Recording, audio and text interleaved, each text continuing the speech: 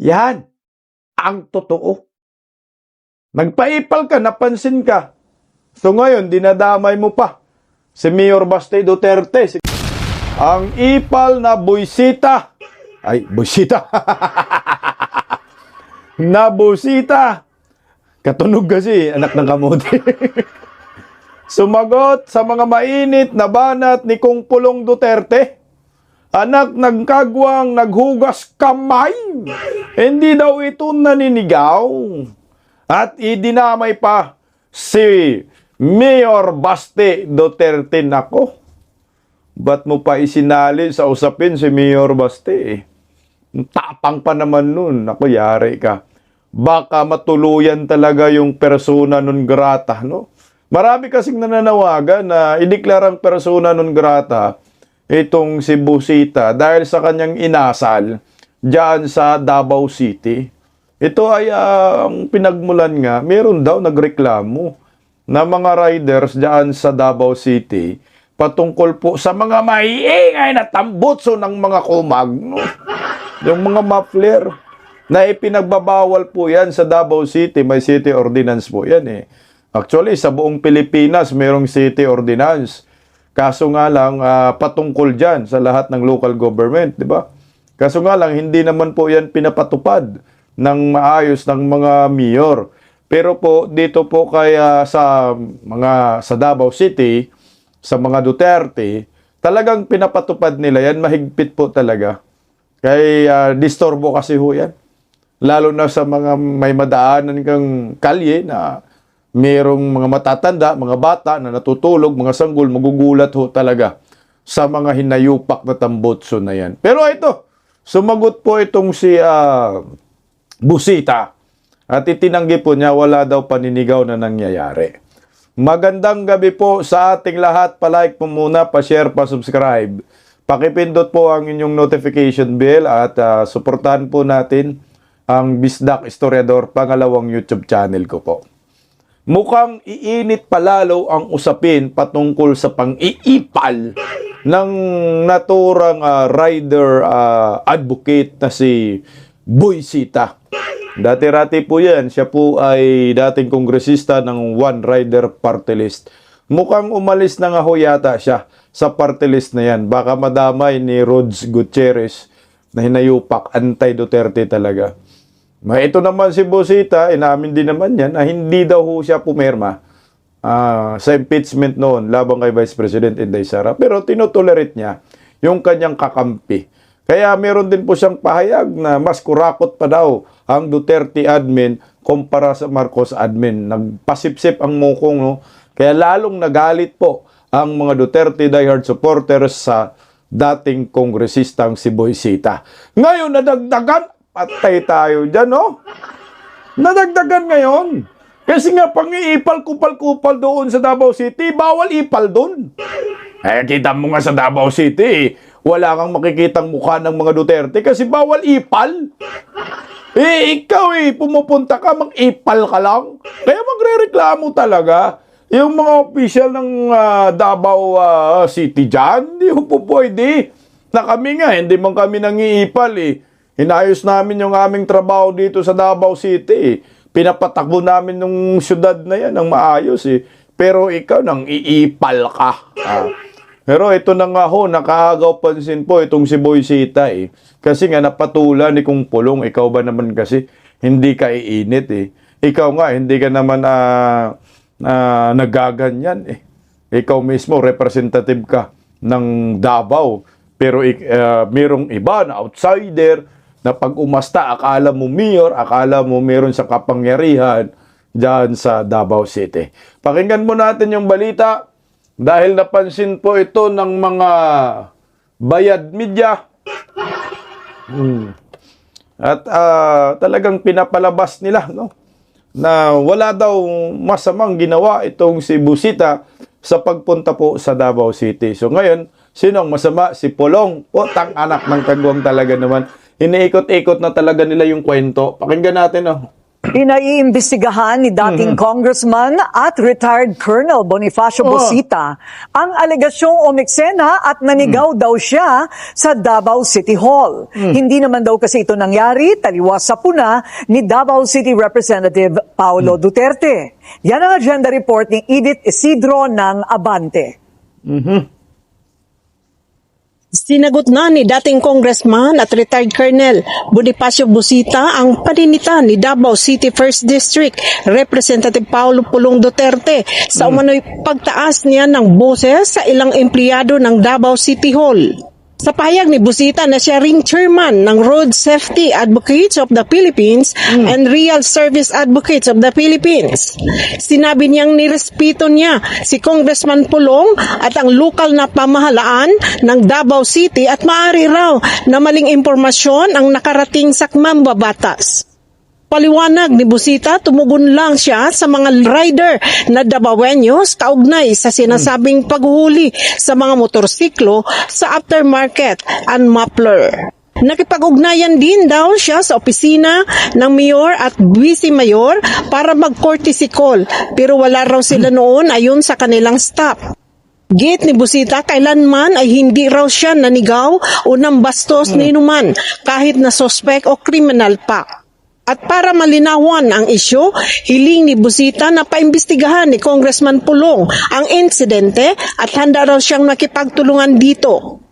Kapag mapatunayan sa investigasyon na mali siya, handa rin daw si Busita na humingi ng tawad sa mambabatas at sa mga Davaoeños. Matatandaan sa isang Facebook post, sinabi ni Pulong na nakapagtataka dahil sa laki ng Pilipinas. Sa Davao pa raw napiling umiksina si Busita.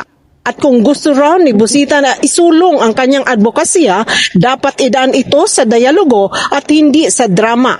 Sinabi rin ni Duterte sa post na bukas ang lokal na pamalaan sa konsultasyon pero hindi sa sigawan at kayabangan. Si Busita ay dating kinatawan ng One Rider Party List para sa agenda. Kaya talo. Talo sa eleksyon. Kaya baka sakaling manalo na kasi ngayon pa lang magpaingay ng buang eh. Alam mo, Busita, mukhang nabaliktad pa. Dahil siya yung may ganang magpaimbestiga. Inumin talaga naman tong hinayupak na to, kakupalan, kaipalan. Magpaimbestiga ka pa talaga, no? Na tungkol sa sinasabi ni Kung Pulong naninigaw ka. Kasi sabi niya, wala naman daw sigawan na nangyayari, no?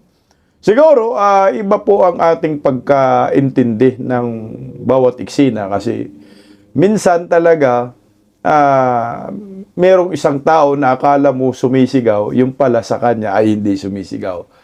No? Meron nagsalita, kunyari ako maingay ako eh. Kami pag nag-usap kami, mga magkakapatid or magkaibigan sa Mindanao, akala mo nagsisigawan eh. Yung pala ay normal lang yun sa amin. Hindi kami nag-aaway. Pero sabi ni Busita, wala daw. Yan ang kanyang palusot. Alam mo kasi, Busita, no, nag-over the bakod ka. Yun ang malinaw dun. At saka dapat, ang ginawa mo, hindi ka nangingialam ng tudo-tudo. Wala ka namang complainant eh. Nasaan yung complainant mo? Yung complainant mo, post sa social media lang din. Hindi nga totoong pangalan eh. Parang FB page eh. At tinag siya. May nagre-reklamo ba sa Davao? So, yun lang. Tinag ka, may nag-post, pumunta ka kaagad doon sa Davao. Hindi ka ba nagpasintabi? Wala ka bang believe dyan sa mga namumuno sa Davao City, sa mga Duterte? Luminis nga yung Davao eh. Tapos pumunta ka doon, nagkalat, anak ng kamote. Ito, pakinggan po natin yung kanyang talagang official na statement ni Busita. Kasi nga, siyempre ito, naghuhugas kamay na dahil nasita siya. Pero sa akin, mukhang sinadya rin niya ho para mapag-usapan eh. Sipin mo, nagbibideo, kagaya ho nito. Yung sagot ni Busita kay Kung Pulong Duterte, grabe, no? Ang tindi ng ano niya, parang publicity dito ngayon kasi napansin naman ng mainstream media, binalita na. So mukhang gusto pa nilang ipalabas na si Kung Pulong Duterte ang mali. Ito, in-interview siya dito. Habang sumasagot siya sa interview, meron siyang vlogger na nakatutok sa kanya live. Kamote. Live po ito, yung interview na ito. Pakinggan natin ha. Sarap ng kain dyan ni Boysita. Saang hotel kaya? Saang lugar kaya ito, no? Okay, pakinggan natin si Boysita. Ng Davao City para alamin kung may katotohanan ba yung report. At dahil po na-find out natin na base sa ordinansa ay ganun talaga ang kanilang pinatutupad, naghanda po tayo ng letter with position paper na ipapadala po sa lokal na pamahalaan ng Davao City. Hindi po tayo arugante. At yan naman po ay makikita sa mga video. Maliban po dyan, Sir Briggs, may kawali ang CTTMO na nag-take ng video simula hanggang matapos po ang dialogue. Pero sa akin, Busita, ang impression ko doon, ako di man ako taga Davao, arugante ka talaga. Kaya sasabihin mo hindi ka arugante, sa'yo yun. Pero pag napanood po ng mga tao ang video, panoorin nyo po, yung video na yun, nakapost din po yan, na-content ko yan nakaraan, siguro mga last 2 days, na-content ko yan. Arugante talaga siya. Kagaya niyan, may nakatutok na vlogger sa kanya. For content ba? Magaling mag-content eh. Nung pagpasok niya, yung video na yun, pagpasok niya, ay talagang akala niya, feeling official ka ng gobyerno.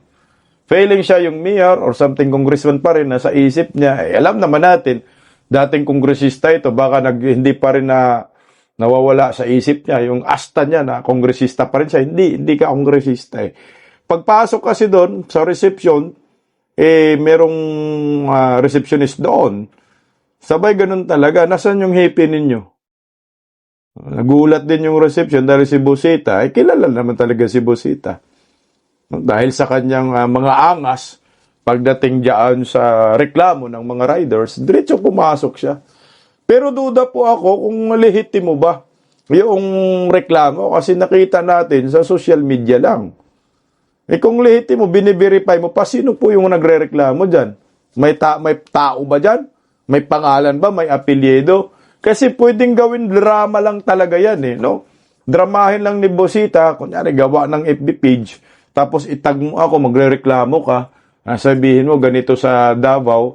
Pero iduda ho ako kung ang mga taga Davao, kung taga Davao ba talaga yung nagrereklamo. O baka naman, dayo sa Davao, no, naglulong ride, alam mo naman mga rider, kung saan napupunta, ang yayabang, tapos napunta ng Davao dahil maganda yung coastal area dyan sa Davao. Inayos ni former President Duterte, nagpalakas-lakas ng tambotso, kaya nasita. Sisitahin ka talaga. Wala kang magawa doon, Busita. Nung pinapatanggal yung Mapler, siguro nag-post sa social media. Baka ganun kasi wala man sa video yung complainant. Sino yung complainant mo? Anong impacto na yan? Sige nga, tuloy. Kailan po ba siya ginanap doon sa mismong office ng CTTMO or outside sa office ng CTTMO? Yes, sir. Sa loob po ng CTTMO. And Sir Briggs, paglilinaw, alam niyo naman po, dati akong polis, alam natin yung protocol. Nagsadya po kami sa sa City Hall para mag-courtesy call kay Honorable Mayor Sebastian Baste Duterte. Unfortunately, wala po siya nung oras na yon. Kaya po nakausap namin yung kanyang secretary. Ang katunayan nga po niyan, may natanggap kaming ilang bags, token, mula sa Office of the Mayor. May resibo po tayo, may picture tayo niyan. At dahil po doon, wala ang Honorable Mayor, pumunta rin po tayo sa Office of the Vice Mayor. Nakausap din po natin ang kanyang staff doon, ang Vice Mayor. Kapareho po ni Mayor Baste, nung oras na yon, wala siya. Kaya wala po kaming nakausap, even the Mayor or Vice Mayor. At nirequest din po namin, Sir Briggs, sa pamamagitan ng staff ni Mayor Baste Duterte, na kung maaari, samahan kami, Mm. i-assist kami ng representatives from DILG. At kami naman po ay pinagbigyan. Ni-request ko po yon Sir Briggs, to ensure na walang magiging masamang kulay o impresyon sa aming pagdulog. May witness po doon, mga kawani ng DILG. Kasi nga po, natatakot ako na magkaroon ng masamang impresyon na parang siga-siga o parang bastos si Busita. Wala pong ganon. May mga witnesses po. Putangin na, yun nga yung lumalabas, sisiga-siga ka eh. Bastos na bastos ka, bullshit na bullshit ka eh. Eh wala eh, ganun ang asta mo eh, dahil hindi nagustuhan ng isang Duterte. Alam mo pala, Busita, nag-courtesy call ka sa mayor. Nag-courtesy call ka sa vice mayor, wala doon. Hindi ba po pwedeng ipagpaliban mo muna? No? Kasi wala man ang mayor, hintayin mo yung mayor, tinatanong mo sana kung kailan ba andito si Mayor Baste. Kasi mga busy man ng mga yan, no? Talagang pumupunta yan sa mga kapamayanan, may mga activities. Dapat nagpasit ka muna ng ng appointment. Hindi yung anak ng kagwang, pumunta ka lang dyan, pang-iipal ka. Sasabihin mo dun sa mga staff, ay sige, pwede po ba kaming mag-set ng appointment kay Mayor? Kasi mahalaga po ito, patungkol po ito sa mga riders dahil ako ay riders advocate. So meron pong nasagap kaming sumbong galing sa mga riders. So bine-verify namin kung verified talaga yan. Sabi, bine-verify namin na legit man ang concern patungkol sa city ordinance sa Mapler. Di ba ganun na sana? Ang ginawa mo, nag-request ka pa. Sinabi mo pa na, pwede bang samahan kami ng DILG? Baka sasabihin kaming siga-siga. Ganun talaga lumalabas. Siga ka, mantakin mo, nag-request ka pa ng official ng DILG. Antindi mo, no? Eh wala, yun ang lumabas. Kaya nararapat lamang mababash ka at ibabatikos ka at palagan ka ng isang kongresista. Kasi kung ikaw may respeto ka sa mayor, ano ba yung hintayin mo? Ilang minuto lang, baka nandyan pa si Mayor Baste. Baka ayaw mo maghintay, ayaw mo rin makausap si Mayor Baste. Kaya nagbida-bida ka. Kaya ang resulta, ipal kang kumag ka. Nga, tuloy At may mga pictures po kami, Sir Briggs. Okay, so maraming salamat dyan. Colonel. Mga pictures, ano ba ang relevant ng pictures? Para sabihin mo na nandun ka, may kasama kang DILG. Ang tanong, may complainant ka bang kasama? Dito ka madali. Kasi yung video mo na napanood namin na Busita, sa mga hindi po nakapanood, patingnan nyo po yung in-upload na video. Wala nga mang complainant doon. Ikaw lang naman ang nagdadakdak. Pati yung chief ng CTMO na pinapagalitan mo, sinisita mo, kine-question mo yung pag-implement ng city ordinance. So doon ka nadadali eh. Wala kang lehitimong complainant. Ikaw nagko-complain ka, hindi ka naman taga Davao, taga Cavite ka man, dumayo ka pa, kaya nasiti ka. Ang layo-layo mo eh. Taga Cavite ka, dumayo ka pa, namasahe ka pa sa aeroplano. For what? Putsang ina, ito yata, pang-iipa lang talaga. Di ba? Tingnan mo yung vlogger niya, ang pangit ng mukha. Live yan ha, nagda-live sila. Daming vlogger ni Busita Bilang nating mambabasa, naniniwala po ba kayo na kailangan isolusyon o pulkahin, if ever, kung pinapatupad na ordinansa sa Davao City, Congressman? Sir, Briggs, yung tanong mo kung tama o mali, alam niyo po, unang-una, ang lokal na pamahalaan ay may kapangyarihan magsulong ng ordinansa at magpatupad ng mga ito. Doon po sa parte kung tama o mali, bilang respeto po sa sangguniang panlungsod ng Davao City, alam po nila kung anong kasagutan dyan sa inyong katanungan. Wala po ako sa posisyon para kondinahin dahil baka maging karagdagang negatibo ito para sa parte ni Colonel Busita. Yun lamang po ang meron po tayong position paper. Lol. Ang sagot mo doon dalawa lang, tama ba o mali? So hindi mo masagot, no? Alam mo, Busita, ganito, depende yan sa sitwasyon. So tayo, wala namang problema ho kung ikaw ay sisita ka sa maling implementasyon ng city ordinance. May kung dyan, may dugtong. Kung ikaw ay mismong residente at botante ng naturang lugar at doon ka nakatira. Kung hindi ka botante, basta nakatira ka doon, may karapatan ka magreklamo sa sinasabing city ordinance kasi taxpayer ka din eh. Nagbabayad ka tax, doon ka bumibili, nagrerenta ka, nagbayad ka ng kuryente, tubig, may tax ka. So may reklamo ka. May reklamo. May karapatan kang magreklamo sa pinapatupad ng city government sa kanilang city ordinance na hindi mo nagustuhan. Na hindi tama ang pagpapatupad kung nakikita mo, sa nakikita mo. Pero hindi tama ho pag ikaw ay naninita sa city ordinance na hindi man ikaw taga ron. At hindi ka man residente, hindi ka man botante. Wala kang karapatan dun. Ang tanging gawin mo na lamang ay sumunod sa city ordinance ng syudad kung saan pumunta ka dun. Dumayo ka dun. Yan ang dapat mong gawin. Pero ang sitwasyon kasi ngayon, nag-ipal ka, dinayo mo pa ang Davao City. For what? Kasi mang-iipal ka lang. Yan ang malaking mali mo dyan, Busita. Dapat nagpakatotoo ka, naka-live ka pa. Sabi mo may position paper ka. Anong purpose ng position paper mo? Nanggulo ka lang sa Davao, yun ang totoo. Ginulo mo lang yung Davao. Hindi ho po pwede na kung sino yung dayo doon, ay sila pa ho yung lalabag sa mga batas ng naturang syudad, yung mga city ordinance. Yan ang problema mo dyan.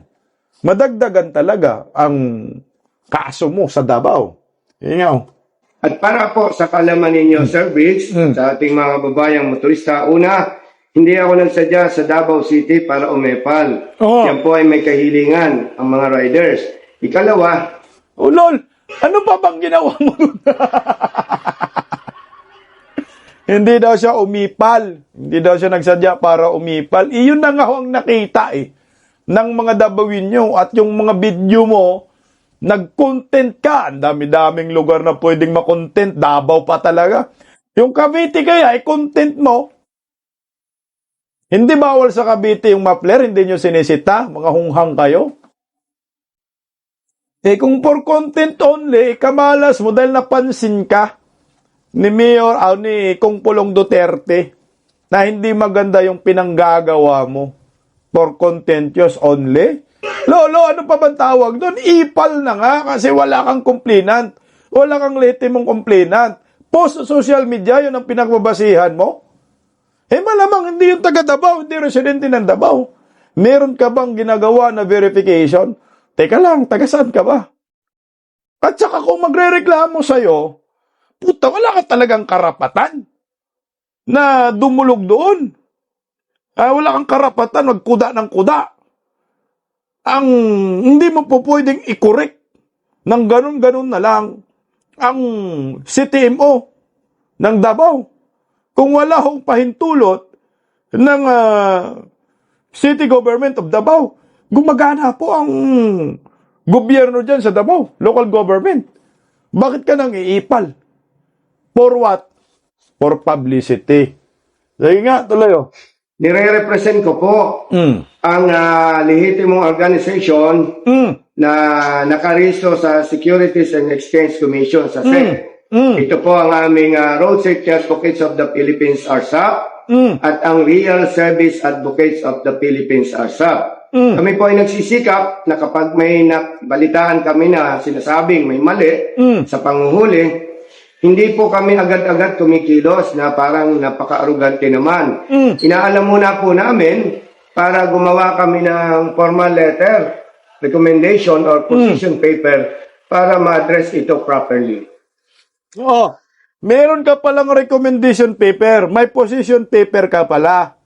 Pero agad ka sumugod doon sa CTMO office.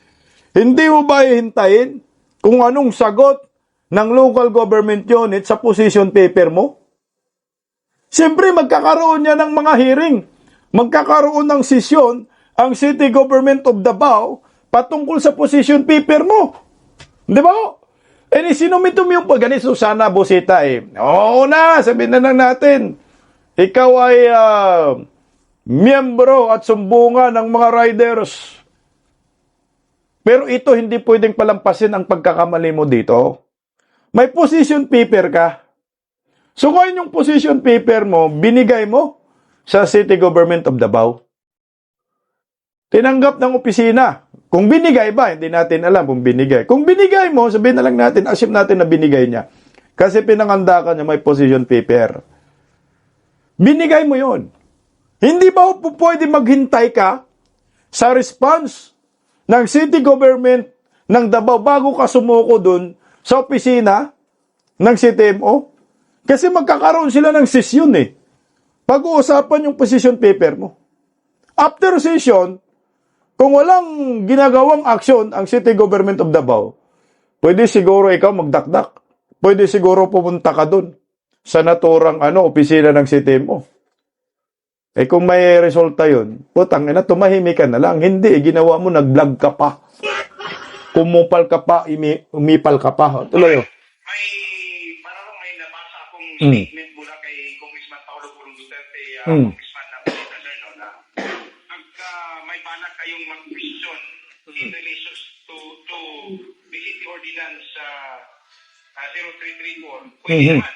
Pero pwede namang doon sa korte. Anong reaction nyo tungkol dito, sir? Alam niyo po, unang-una, inaalam muna natin kung may katotohanan o hindi. At never po na maisipan ni Colonel Busita na idulog sa korte ang mga ganitong usapin. Bakit po? Nagtitiwala po tayo sa Sangguniang Panlungsod, Ayan na. sa mayor ng Davao City.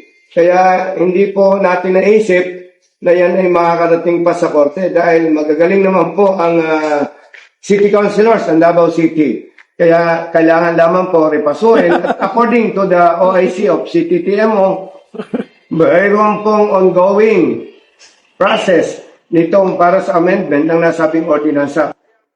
Utangin na nabahag ang buntot. Utangin na, kung seryoso ka, sabay ganun, magagaling daw yung City Council ng Davao. Natakot, baka mapersona nun grata. Alam mo, Busita, kung seryoso yung reklamo, tama rin naman, hindi dumulog ka sa Supreme Court, sa korte, o nabahag ang buntot mo ngayon. Hindi nga lehitimo. Hindi nga seryoso. Ang purpose lang for the content only. Napansin ng ni Kong Pulong, ayun, lumaki. Sikat ka ng buang ka. Napag-usapan siya. So ngayon, kinagat din ng mga mainstream media. Tangin ng agang pangagampan ni pala. Lagi nga, tuloy natin. Punsang ina, for content use only talaga ito. Yeah, tuloy. Kaya sa parte po namin bilang mga advocates, wala po kami nakikita na malaking problema sapagkat bago pa kami dumulog, may mga nakatakdang araw na para po sa amendment ng nasabing ordinansa. May nakatakdang amendments na pala sa nasabing ordinansa. Bakit ka nangiipal pa? Ayan na naman talaga, nandyan na sa bibig mo, lumalabas. Meron ng amendments. So anong amendments ang gagawin ng City Government of Davao? So nakikialam kang buang ka talaga. Nangiipal ka? For anong gamit ng mo, anong purpose, no? Anong sense ito? Anong sense ng pagdadakdak mo at pang-iipal doon sa CTMO office ng Davao?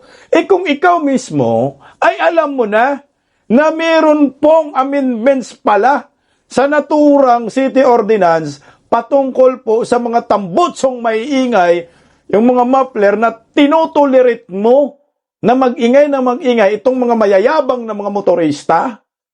Ayan tayo Meron ka na palang narinig namin, men, sumugod ka pa, hindi o sana, tumahimik ka na lang. Huwag mong ipalabas na walang ginawa ang City Government of Davao. Meron palang nagawa.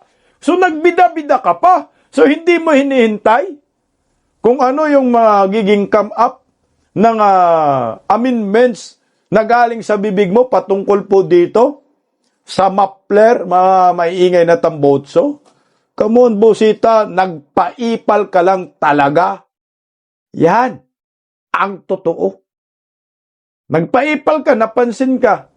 So ngayon, dinadamay mo pa si Mayor Baste Duterte. Sige nga, tuloy oh. Okay. Now, sa tingin ninyo, sir, kasi sinabi niyo kanina, Congressman na Busita, sir, no, na para bang tingnan muna ninyo kung may mga problema ba itong naturang lugat na batas, no? City Ordinance sa Davao City. Yes, sir. Pag mga amendments, no, or line amendments na gaganapin tungkol dito sa City Ordinance number 033 to 3 ano po ba ang dapat na iapalitan na kung kayo po'y lubos na nakakita doon sa batas? Ano to, Sir Briggs? Unang-una, sabi po ng OIC ng CPTMO, basta nagpalit ka ng Mapler, huli. Kapag hindi stop. At kung naitanong din po natin, paano yung old motorcycles at walang stop? Sabi po nila, wala kaming magagawa, papatupad namin yung ordinansa. So, ibig po natin sabihin, alam niyo po, yung usaping loud pipe, modified muffler, aftermarket muffler, isa po ang intensyon ng lahat ng mga ordinansa. Ipagbawal, supilin, at disiplinahin ng mga riders na maingay ang tambutso. Simple lang naman po ang ating kahilingan at mungkahi sa lokal na pamahalaan. Iyakin po nila na yung kanilang ipapatupad, hindi naman sumasalungat sa pinapatupad ng LTO. Bakit po? Halimbawa, Sir Briggs, maayos at pasado naman sa LTO ang aking motorsiklo. Kawawa naman ako, Sir Briggs, kung uhulihin nila at pagmumultahin. Hindi po natin pinagtatanggol ang walang disiplinang motorista o riders. Salamat po ang gusto natin. Yung tama at maayos na pagpapatupad ng ordinansa. And lastly, nire-respeto po natin ang lokal na pamahalaan ng Davao City. Wala po tayong interest na questionin sila.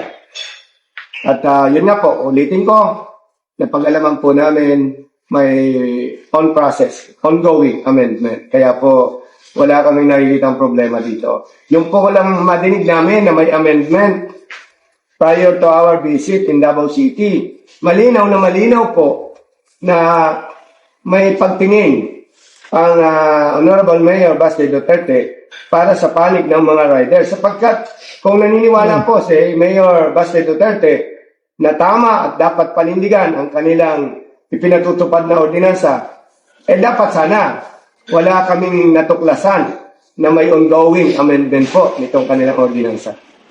Ay putang ina, so may kasalanan pa si Baste dyan. Dahil ba Baste, merong ongoing amendments dyan sa Davao. Totoo, yung mga maling pag-implementa, anak ng kagwang. So yun yung basihan niya.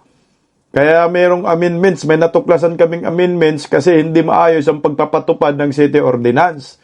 'Di ba, Boysita? Alam mo po, Busita, mali ka eh. Sa ginawa mo ngayon, tinutolerate mo na ang mga mayayabang na mga motorsiklo, driver, may-ari ng motorsiklo. Kung ako, rider advocates, road safety advocates, hindi ko itutolerate yan. Yung nagsusumbong sa akin, pagsabihan ko, meron yan ordinansa. Bakit mo pa ginawa? Di ba ho, dapat, ikaw na magturo dahil mambabatas ka noon, ikaw na nagsabi, huwag mong gawin yan. Respetuhin natin yung city ordinance ng bawat syudad. Na bawal yung modified, low pipe or medium pipe. Basta binago po, minumodified mo, bawal yan. Dapat dinidiscourage mo. Ikaw mismo na ang nagsasabi sa mga riders. Itigil po natin yung paggamit ng mga maiingay. Respetuhin natin yung city ordinance ng local government. Hindi ho po pwedeng ikaw yung tinutolerate. Hindi. Sige, may nagreklamo sa akin. Tika lang. Susugod ako sa Davao. Ngayon, pag susugod ka sa Davao, anak ng kamuti, magagalit man yung mga taga ron. Dahil nakikialam ka ng ipal ka, hindi ka naman taga Davao. Tayo naunahin mo nga sa Cavite mo na. Ang laki-laki ng Cavite. Napunta ka pa sa Davao. Sa Maynila, ang daming maiingay. Ikaw ba nagpauso yan, Buisita? Huwag mong itulirit. Kasi napakaingay naman talaga yan. Hindi yan maganda. Sa mga residente, yung ganyang maiingay ng motorsiklo, kawawa yung mga bata. Nako, iyak talaga pag narinig yung maingay na tambotso. So, sa ngayon, sir, may alam kayo, sir, kung ano bang dapat amindahan doon? Anong linya ang dapat amindahan? Ang nakikita ko naman po yung sa parte ng aftermarket. Kasi po, Sir Briggs, hindi naman lahat ng aftermarket ay maingay. Dapat po ma-regulate yun. Opo. At hindi kumukontra sa pinatutupad ng LTO. Kung nakikita naman po ng lokal na pamahalaan na may mali sa pinatutupad ng LTO, sila naman po ay may kapangyarihan din na questionin itong ipinatutupad ng LTO. Para once and for all, Sir Briggs, huwag namang magbanggaan dahil ang kawawa po, mga maliliit na manggagawa, mga riders. Ginawa mo, nagbabanggaan na, sinasadya mo eh. Hindi, ganun na lang talaga. Alam mo, Buisita, mali ka. No? Gusto mo talagang itolerate yung pagbabago ng tambotso. Pwedeng magbago pero hindi mapler. Ganun sana. Pag aftermarket kasi, pag binago mo, tapos palitan mo ng mapler, dali ka na dun. Kasi makikita mo yan ng traffic enforcer eh. Alam naman nila yan, ay puta na maingay to. Pag revolution mo pa, patay ka. Kahit nga dandahan ka lang ng ganon, kung yung mapler mo talaga ay maingay, yung tambotso na yan, dali ka talaga. I-advise mo na lang na huwag na nating i-contest ng todo nito, sasakit lang ulo natin, kasi buong Pilipinas ang kalaban natin dito, mga local government official. Siguro, aftermarket, pwede ka naman magbago, pero wag mapler. Yung maayos na tambotso, hindi yung nakakadistorbo sa mga matatanda at bata at mga residente sa naturang lugar. Kasi meron namang ibang local government unit kasi na wala silang pakialam dyan. Pero pupunta ka ng Davao, hulihin ka talaga. Congressman, wala kayong malat na magsampa ng reklamo o kung dito sa City Ordinance number 0334 na 12 doon sa Korte. Now, ano pa ang preparation ninyo ngayon? Ito po bang may posibilidad pa na gagawa kayo ng isang proposal for i-dialogue with the local government Davao? Sir Briggs, ang dami ko pong schedules prior to this issue. Kaya, with respect to Sangguniang Panlusot ng Davao City, meron po akong ipapadala na letter addressed to Honorable Mayor Baste Duterte. Attached po dito yung position paper. Dahil ang pagkakaalam ko po, ang chairwoman ng Committee on Transportation ng Sangguniang Panlusot ay isang abogada, lawyer. Kaya ako po ay kumpiyansa na ito ay napakadali para sa kanya para interpretahin itong ating mungkahi, itong ating position paper. Kaya naniniwala po kami na hindi na po kailangan ng presensya ni Colonel Busita. Pero, kung mamarapatin po ni Honorable Congressman Pulong Duterte na magkaharap kami para maging malinaw itong issue na to, bukas naman po ang aking opisina at para pwede niya akong pasabihan para magkaharap po kami at maging malinaw. Kasi po, hindi maganda na kami nagkakaroon ng conflict sa ganitong bagay na wala namang katotohanan yung information. Kumbaga, may pare-parehong talo dahil hindi totoo ang napabalita ang nakarating sa kanya. Hindi, atras ka, Buisita. Ikaw, bakit si Kung Pulong yung lalapit sa opisina mo, buang ka? Ikaw yung lumapit kay Kung Pulong dahil ikaw yung nagkamali. Ngayon ka palang magsusubmit pala ng position paper, tangingot ka naman talaga eh. Sinabi ni Kong Pulong, kailangan ng public consultation, public parang discussion. Ayaw mo. So anong ginawa mo doon? Nang iipal ka lang. Binigyan ka ng pagkakataon para ipaglaban mo yung gusto mong mangyari dahil ikaw road safety advocates na. Hindi na daw siya kailangan. So nagsumiti ka na ng position paper for what? Pang iipal, pang kukupa lang. Yan ang mahirap sa'yo. Ngayon, kung i-deklara ka ng persona non grata ni Mayor Baste dahil sinasama mo na siya sa kaipalan mo, di dali ka ngayon. Meron lang akong i-play na konti na video. Panoorin nyo po kung arugante ba dito si Busita o sobrang arugante. Ito konti lang. Mga segundo lang. Basta ang arrangement natin, pag tama ang huli, walang problema. Pag mali, hindi talaga kami nagkakasit nag-violate man ito. Hindi na rin, hindi kami naghuli We surrendered it by the sinabi lang na, katulag na yun kahit sa daan.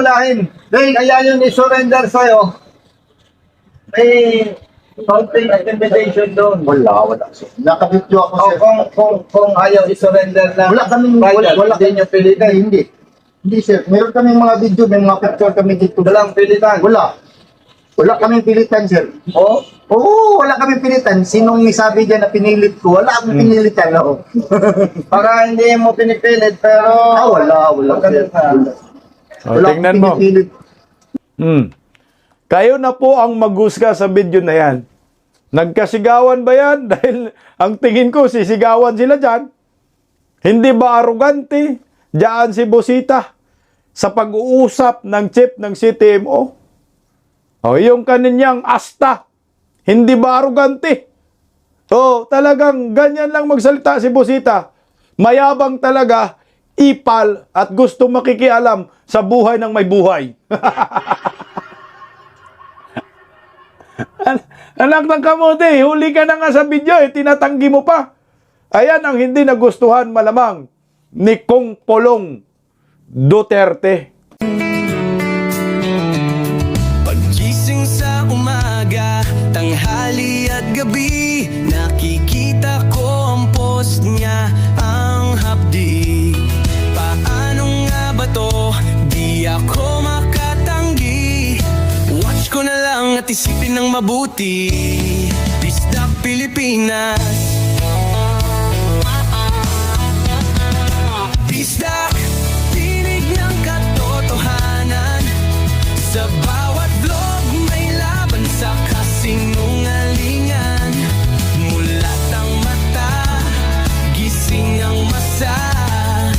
Bisdak Pilipinas, para sa bayan, gumigising sa diwa. Sa likod ng kamera, tapang ang dala, walang sinasanto kung mali ang gawa. Hinay-hinay, pero palaban. Boses ng tao sa digital na labanan. Bisdak, tinig ng katotohanan. Sa bawat vlog may laban sa kasinungalingan. Mulat ang mata, gising ang masa. Bisdak Pilipinas, para sa bayan, gumigising sa diwa.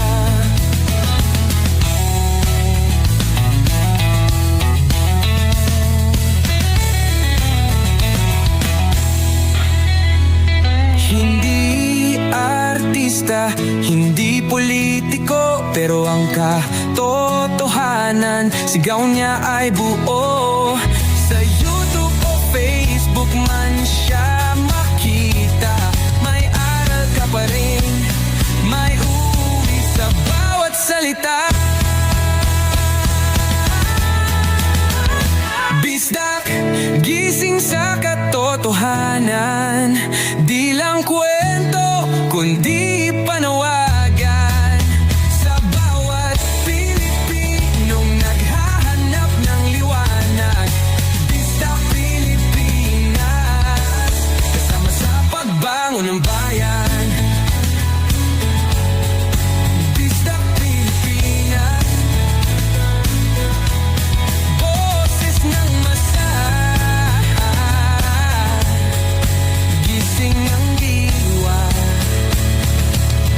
vlog mo may pag-asa.